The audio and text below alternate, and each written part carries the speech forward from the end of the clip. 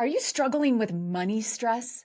This episode will shift your mindset and maybe your future. And that's when I was like, okay, I don't want to be in this situation forever. And if financial freedom is the way out, so be it. Let's do the sacrifice to do it because I believe that it will buy me a better future. Hey, it's Julie. Welcome to Uncomfy, a show about sticking with moments that challenge us even when they're uncomfortable. And I know you're probably wondering, why would anybody choose to be uncomfortable? But I know from personal experience, and you probably do too, that sometimes a little discomfort has benefits if we can manage to stay open and curious in those moments. So that's what we're here to explore. Let's get uncomfy. I'm joined by Shang Saavedra. She's the founder and CEO of the personal finance website Save My Sense. She's author of a new book called Wealth is a Mindset. Change your mind, change your money. And it's my pleasure to have her. Shang, hello. Hi, Julie. So excited to be here. So you write in your book and you talk about in your personal story how you set out from an early age to be very wealthy and to be a CEO. Like you wanted to be extremely successful, and it worked out for you, like you did. You know, talk to us a little bit though about some of the uncomfortable realizations that you had along that process. Well, I would say now with a little bit more wisdom in my life that the original reason to be really rich probably wasn't the healthiest reason, to be honest. I grew up being bullied very severely, in part because I was the nerd and also because I was small and super easy for people to pick on. And this happened for years in middle school, in high school in particular. And it gets to you, it hurts your self confidence. And I knew that I was too small to fight back. So I kind of wrote in my diary at the time, I kept my diary, so angsty, that, you know what, I'm going to show them. I'm going to show my bullies by being successful in the financial sense. Because I was like, at least I could try to use my brain to fight back. And that kind of driver drove me for many of my early like earning years until at one point I was like, but who do you even know who your bullies are anymore? I don't remember their names. I don't even know how to get in contact with them, even if I were to be successful. And that led to me realizing I kind of need to live for like a greater cause and meaning in my life. Yeah. I mean, it's a double-edged sword because that drive really did drive you someplace pretty impressive, right? You went to Harvard. You ended up then going to business school. Is that where you met your husband in Yeah, we business met school at the as well? University of Chicago. So take us to those first earning years where you had a very successful corporate job and you were making a lot of money, but you were also saving really intensely.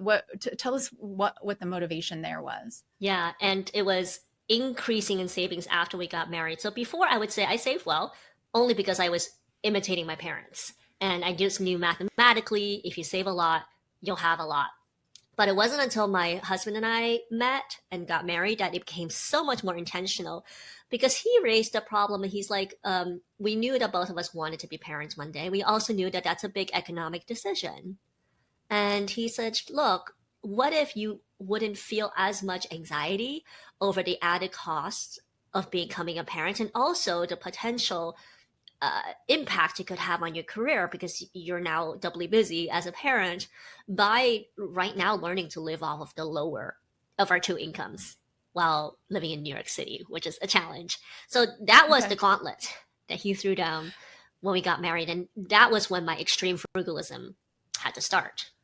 Yeah, talk to us a little more about what that looked like then. So you were both had pretty good salaries though, right? Over Yes. $100,000. Yeah, Okay. because we went to business school, we did start out with decent salaries, but even so, that doesn't go super far in New York, especially when you want to save an entire salary, meaning we were trying to save and invest over $100,000 a year. So we got a rent stabilized apartment, not rent controlled because our income didn't qualify, but rent stabilized. I mean, it is amazing.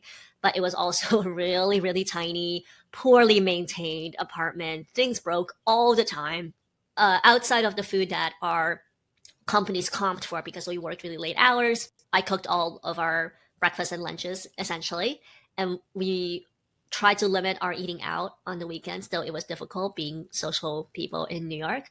Then for entertainment, find ways to have fun for almost next to nothing.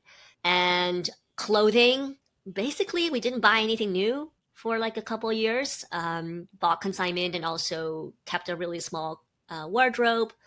And travel, got super creative with various ways to save on travel. Basically, we studied every aspect of our expenses and tried to squeeze as much out of it on a limited budget as possible. Okay, so how did this feel for you, Shang? It was how miserable. Over the moon were you? Uncomfy. Well, I'm glad you're not. Okay. All right. I'm glad you're not. I mean, sometimes I think a lot of it, well, I don't know. We've seen, or we know people who are like, I only shop at thrift stores and I never eat out and I make everything from scratch. And we're just like, oh, I mean, it seems like you're enjoying yourselves, but that also seems really, really, really hard a lot of the time. So be honest with us. What was it like for you? It was super hard in the beginning, but actually got easier over time. And now, more than 10 years after the fact, we got married 12 years ago, I still retain a lot of those same habits. But getting into it, when I came from a single life where nobody told me what to do, like, yes, I saved, but it wasn't 50%, coming down was the hard part. And I remember just feeling a lot of shame. It was self-imposed, but it was shame because I was like, based on social media, obviously we all know these days social media can be a lie. Based on social media, all my friends seem to be living it up. Like, they were flying everywhere. They had bigger vacations than I did, seemed to eat out a lot more often than I did. They looked nicer than I did. They had brand name handbags. I'm still into brand name handbags. It's like this thing that I have. And I was like, and I'm not doing any of that. So I look kind of poor. Like, I knew intellectually that wasn't true, but it's so hard to change your mind and bend that like false narrative to yourself when you're still in the beginning of this financial journey and nobody else is doing what it is that you're doing. Nobody understands it, and also you get into some interesting mishaps along the way. Oh, really? Like what? Do tell. Like my Craigslist moving story. Oh, tell us. Yeah, what happened? Okay. And I talk about it in I think the first chapter of my book. So I moved to New York to be with my husband. We were long distance before we got married. I was in San Francisco. He was in New York. And didn't have a lot of stuff other than my clothing and like books and small. I mean, basically, I knew we were going into, it's actually a 420 square foot apartment. So it is small and it's a 1-bedroom. Upon surveying the place, I had some time before I started working. So I was like, I'll furnish our first apartment together. And I saw that our bedroom fits a full-size bed, not a queen size. So I'm like, all right, we're going to go down to a full-size bed. And I was like, we got to do this on cheap. And so I found, and this was a big risk, I found a banker who claimed that he rarely slept at home and therefore had a pretty nice bed that he'll offer up for free as long as I can move it. I knew it was a risk. Bed bugs always, in the back of my mind. I'm like, but if he truly is a banker, then it is true. He doesn't sleep in that bed. Then I was like, how do I transport this thing? It's about like at least 30 blocks. So you need a car, you need a van. So on Craigslist, there were a lot of advertisements for what's called man with a van service. And so I wrote one of them. I was like, hey, I need to move a bed. What's your rate? And they quoted me a price. I'm like, cool. Let's do it. And on the day they show up at the place, it was 2 men and a van. So I thought I had booked the 2 guys, but only one guy came up with me. I was like, where's your partner? He's like, oh, you only booked 1 man with a van. To do 2 men with a van, it's double the price. And I was like, but how are we going to move into bed by 1 person? He's like, well, you have to figure it out. And I was just like debating. I was like, we have such a limited budget for furnishing this and the bed is practically free. So I'm like, what if I just did the other half?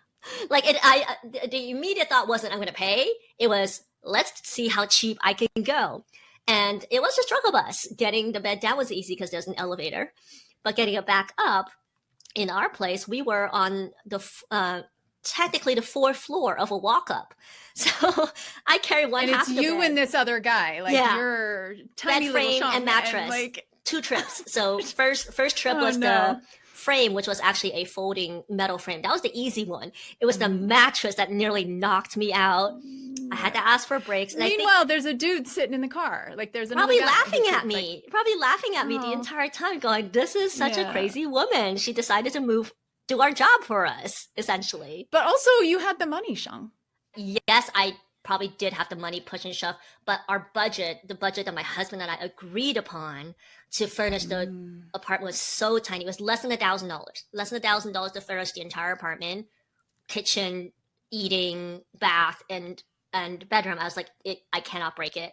In my mind, I said I couldn't break it. So moved the whole thing up. So Shang, if we could, I just want to settle on this for a moment and kind of think through, first of all, I mean, your initial drive to sort of have a lot of money was rooted in wanting to show your bullies, right? And at a certain point, did you realize that wasn't gonna, like that wasn't a good enough justification? Yeah.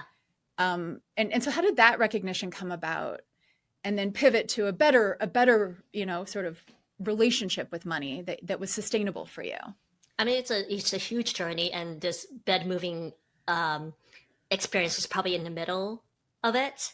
I came to realize in myself, both during the end of college and also the beginning years after college, that my high school revenge story was actually making me into a really unpleasant person to be around. Like I was always competitive, trying to prove myself to be better than other people, and it just didn't make me a joyful person to be around. And so I changed that, and that was when I changed my attitude and I met my husband. Then for the first year or two of our really, really tight budget, it was going along with his plan. It was like, okay, rationally, it made sense. Yes, living off of one income will release a lot of freedom later on in life. But I wasn't fully bought in, because I was like, it makes rational sense, and I didn't have a direction to go. Yeah. And I think did you feel resentful in those moments? Yeah, like, because it wasn't my idea. Or like, it wasn't my idea. My idea of moving to New York and getting married was having my designer handbag, taking that designer handbag to my fancy job, and traveling a lot more, and getting to eat out a lot more, and doing more things than I felt I could at the time. Yeah. Yeah. So why did you stay in the discomfort of all that frugality then? Like, lean into this. How did that become something that you were bought into? Well, as it turns out, work got toxic. And it got toxic very quickly. I don't name them, but I did work for the largest lingerie company at the time in fashion, and they're very well known for their toxicity. And once I realized, wait, if I'm giving so much of my time each day to work to be so belittled and manipulated every day, that's not pleasant. And what can get me out of that? Financial security. And that's when I was like, okay, I don't want to be in this situation forever. And if financial freedom is the way out, so be it. Let's do the sacrifice to do it, because I believe that it will buy me a better future. And when that thought entered my mind, it's like, it's not a sacrifice forever. And my husband never said it was going to be forever. There can be a better future. Yeah. Let's do it now. Let's try it for real. So then you were all in on, I'm going to save every single penny because there's a way out of this. And by the age of 30, you were able to retire? Like 31, according to calculations based on the classic rule of retirement, which is your net worth is 25 times your annual expenses, which at the time, yes, it happened because we were super frugal beings without children. But we also knew that it wouldn't be like this forever because we wanted children. So both of us did continue to work because we're going to have kids. They're going to raise our costs. So finishing saving retirement for us, great, but not the end point. And we kept going. So it wasn't until age 38, well, after having my second child, where we're like, okay, there really isn't much point to me working anymore. Like I can, and at that time I had another negative corporate experience. So I'm like, you know what? Yeah, I'm going to leave and focus on being the mom. And so my default job now is I'm the work from home mom, in that anytime my children need me, I'm there. And then in the time that my kids are at school, I run Save My Sense. And so now you coach people, and you also have an Instagram account, and you have this new book that you've written. And so what is your message to people? Like, what is it that you are trying to encourage people to do? I mean, not everybody is gonna, I think a lot of people are probably might hear the story of somebody who managed to do this intense frugality for like 15 years and and is now really a lot more financially stable than most of us are, able to not work.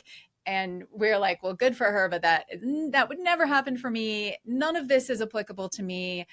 I just want to eventually be able to retire. What is the thing that you bring to the table that you think helps Yeah. people? The unfortunate news is most people think that they can work a lot longer than they actually want or are capable of working. Like, your body just gives out eventually. You don't want to be working at the same intensity as you do in your younger, higher earning years. And also for those who choose to become parents, like, it is another mouth to feed. It is a lot of time required to care for somebody. And then further than that, I think right now economically people are feeling a lot of struggle. You have inflation, you have the threat of tariffs and how it's impacting the stock market. You have record layoffs with very, very low chance of getting a new job very quickly. The best way to get through all of these changes is to have financial security. And I'm not saying that you need to have your retirement funded, but at the very least, you need security. And that does come with, in times of when you have a lot, saving some of that to carry you through the times when you're not going to have a lot. And that can happen to the best of us. And so I think even not even thinking about retirement, I'm like, what if you could release yourself from the cycle of always depending on that next paycheck from somebody else who can fire you at any point in time, by sacrificing, even giving up just a little bit now, will buy you increasingly more freedom when it matters. And when I speak to people mostly people over age 40, when they approach me to work on personal finances, I often hear a lot of regret too, because they're like, okay, something happened in their lives that finally led them to realize they need to change their personal finances, but they've had about 20 years of work experience at this point. Lots of people say, oh, I hate the mistakes I made when I was younger. I'm so ashamed of that. I wish that never happened. And that's also not a great place to be in, because yes, it's a tough conversation and realization, but you can't stew in it forever. You can't be like hating yourself. Like that is a very tough spot to operate out of. And so I also have to ask people to say, forgive yourself. Like, forgive your past, forgive your younger self, because sometimes it wasn't a mistake. Sometimes it's you had to do it out of survival to get out of whatever situation you needed to get out of. And just say, I'm going to do the best going forward, but I'm going to love both the past version and also the future version of myself, because this person, deserves that. And I think a lot of people are very afraid to even step into that mindset. In the front pages of your book, you have Philippians, a scripture from the Bible, Philippians 4:13. Yes. Noted there, which is, I can do all things through Christ who strengtheneth me. Is being wealthy something that a good Christian can do? The Bible talks a lot about money. In fact, it's one of the most often mentioned topics, more so than faith. And the reason is this: money in and of itself is neither good nor evil. It's the love of money that is evil. And that's also part of the reason why I had to move away from my, I'll show them, anti-bullying kind of manifesto. These days, my husband and I view ourselves as God's portfolio managers. It just so happens that we were lucky that he chose to give us high-paying careers. But you can have a choice. Do you want to take that money and just spend it in one way, or do you want to take that money and do good with it? So we still keep a relatively frugal, not flashy lifestyle, because we believe a lot in our philanthropy and our money in helping more people than ourselves. So in this way, yes, we have a lot of wealth, but ultimately the wealth is not ours. It's God's. And what would God want us to do with it? That's kind of how we frame things. Shang Saavedra is the founder and CEO of Save My Sense. Her new book is called Wealth is a Mindset. Change your mind, change your money. You can learn more about her work at savemysense.com and also Save My Sense on Instagram. Shang, thank you so much for chatting with us today and sharing your story. Thank you, Julie. And thank you for getting uncomfy with us today. Have you had an uncomfortable or challenging experience around money? I'm sure you probably have, right? I'd love to hear how it went for you, what it taught you, what happened when you came through the other side. You can email uncomfy@byu.edu to reach me, or connect with us on social media to keep the conversation going. And in the meantime, if you love diving into thought-provoking discussions, check out my other podcast. It's called Top of Mind with Julie Rose. Every episode tackles one tough topic in a way that will push us to grow and think deeper and feel more empathy. In fact, I'm working on an episode right now about what we get wrong about credit card debt. There's a lot to chew on there, so be sure to watch for that in the coming weeks. Just look for Top of Mind with Julie Rose on your favorite podcast app. Uncomfy is a BYU Radio podcast. Samuel Benson produces it, and the team includes Jake Hazelton, James Hoops, Isabella Sosa, and Sam Payne. Our theme music was composed by Kelsey Ney. I'm Julie Rose. Can't wait to get uncomfy with you again next week. Hey there, friends. I want to take just a quick moment and dive into another gem of a podcast from the BYU Radio family. It's The Lisa Show, hosted by Lisa Valentine Clark. She's a comedian, an actress, a believer, and a single mom. And she was even our very first guest on Uncomfy, you may remember, talking about a really uncomfortable conversation with a close friend of hers. So, what's The Lisa Show about? Well, it's kind of like sitting down to chat with your favorite people about what's going on in life, all of life's challenges. They tackle parenting, mental health, social issues, always with a lot of laughs, because it's Lisa.